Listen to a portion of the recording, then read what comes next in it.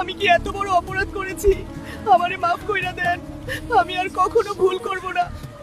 বল ফুচকা, তুই মানুষকে অসুস্থ করিস কিভাবে? সত্যি করে বল, তোর এই কুকর্মে আর কে কে জড়িত? স্যার, আমি তো খুব টক ঝালা সুস্বাদু, আমি শুধু এই সুযোগটাই নিতাম। মানুষের পেটে গিয়ে আস্তে আস্তে হজম শক্তি গমঠ করতাম, তারপর অ্যাসিডিটি, পেট ব্যথা আর কত রোগ আমি নিজেই জানি না।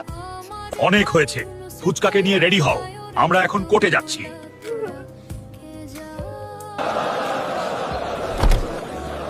আদালত শুরু করা হলো। অভিযুক্ত ফুচকাকে কাঠগড়ায় হাজির করা হোক। মাই লর্ড, এই নিরীহ দেখতে মচমচে ফুচকা তার স্বাদের ফাঁদে ফেলে প্রতিদিন মানুষকে ঠেলে দিচ্ছে ভয়ঙ্কর সব পেটের রোগের দিকে। অ্যাসিডিটি, গ্যাস্ট্রিক, আলসার সবকিছু শুরু এখান থেকেই। আজ যদি একে ছেড়ে দেওয়া হয়, আগামীকাল আরো কত মানুষের পেট নষ্ট হবে তার কোনো হিসাব নেই। আসামি ফুচকা, তোমার কি কিছু বলার আছে? প্রিয় অর্ডার, আমি জানি আমি হাজার হাজার মানুষের ক্ষতি করেছি। আমার জন্য কত যে পেট ব্যথা, অ্যাসিডিটি আর কষ্ট হয়েছে তার হিসাব আমারও জানা নেই। আপনারা যে বিচার করবেন আমি মাথা পেতে নেব। Order, order. সব সাক্ষ্য প্রমাণ এবং আসামির স্বীকারোক্তি বিবেচনা করে এই আদালত সিদ্ধান্তে এসেছে ফুচকা গুরুতর অপরাধী। জনস্বাস্থ্যের ক্ষতি করার দায়ে এই আদালত ফুচকাকে দণ্ডবিধির ৩০২ ধারায় দোষী সাব্যস্ত করছে।